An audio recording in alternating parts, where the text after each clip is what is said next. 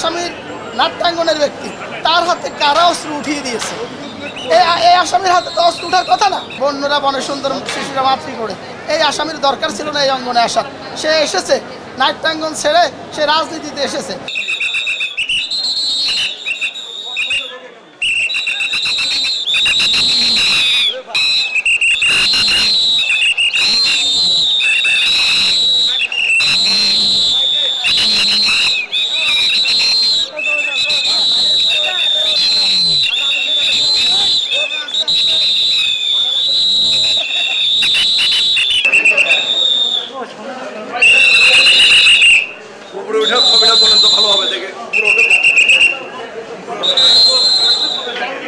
এই সিদ্দিকুর রহমান নমিনেশন কিনেছেন।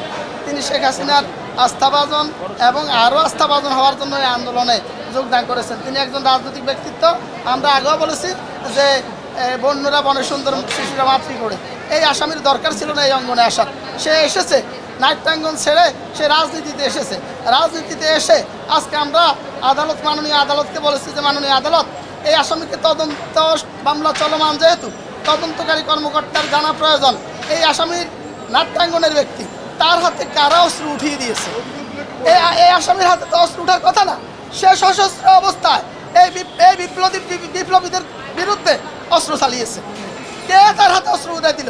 কে অর্থের যোগানদাতা? শেখ হাসিনার কি ডিরেকশন ছিল তার প্রতি? তার সাথে আওয়ামী লীগের কোন কোন নেতার কথাবার্তা হয়েছে, সেই সমস্ত বিষয় উদ্ঘাটনের জন্য, তদন্তকারী কর্মকর্তারা আরও অধিকতর তদন্তের জন্য, এই মামলার সাথে সংশ্লিষ্ট এজাহার নামীয় অন্যান্য পলাতক আসামিদের অ্যারেস্টের জন্য এবং যারা সন্দেহভাজন আসামি তাদের নাম ঠিকানা, তাদের গ্রেপ্তারের জন্য এবং ন্যায় বিচার নিশ্চিতের জন্য তদন্তকারী কর্মকর্তাকে আমরা রাষ্ট্রপক্ষে সর্বোচ্চ 10 দিনের রিমান্ড প্রার্থনা করেছি। RICL TMX, যুগের পর যুগ স্থাপনা থাকে মজবুত। মাননীয় আদালত সন্তুষ্ট হয়ে 3 দিনের রিমান্ড মঞ্জুর করেছে। বিভিন্ন রিপোর্টে সে যে ওই টাওয়ারের অধীনে ওই এলাকায় অবস্থান করেছেন, সে সমস্ত তথ্য প্রমাণাদি যথেষ্ট পরিমাণে আইয়ুর কাছে আছে। কি রকম তথ্য? এগুলো গোপনীয় বিষয়। এগুলা আসলে মামলার সমস্ত ছবি নাকি মোবাইলের সিমের সেখানে উপস্থিতি, কোনটা? মোবাইলের সিমের উপস্থিতি। আপনারা যখন দেখবেন যে ভিডিও সিসিটিভি ফুটেজ, এটা সব জায়গায় সবসময় পাওয়া যায় না। আর ভিডিও করবে কিভাবে?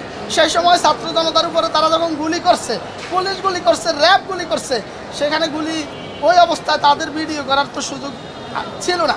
আর এখানে তাদের যে অবস্থান ছিল, সেই বিষয়ে অবস্থান নিশ্চিত করার জন্য মামলার তদন্তকারী কর্মকর্তা যে সমস্ত ডিভাইসের, যে সমস্ত তথ্য প্রযুক্তির সহযোগিতা নেওয়া দরকার, তিনি সেই সমস্ত সহযোগিতা নিয়ে মাননীয় আদালতের কাছে এই বিষয়টা উপস্থাপন করার পর মাননীয় আদালত সন্তুষ্ট হয়ে রিমান্ড প্রার্থনা মঞ্জুর করে। এখানে আসামিপক্ষ যেটা বললো যে সিদ্দিকুর রহমান একজন নাট্য অভিনেতা, সিদ্দিক সাহেব এর আগে একবার গ্রেপ্তার হয়।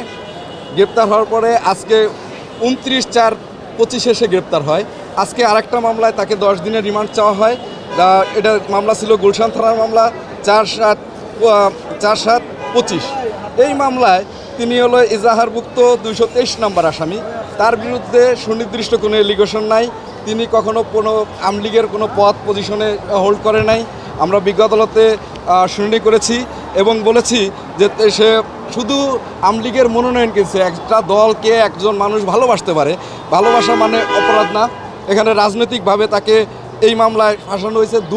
একটা ব্যক্তি 2 জায়গায়, এই 2টা মামলায় সে 2 জায়গায় থাকতে পারে না। এটা আদালতকে আমরা বলা হয়েছে। আদালত সন্তুষ্ট হয়ে 3 দিনের রিমান্ড মঞ্জুর করেছে।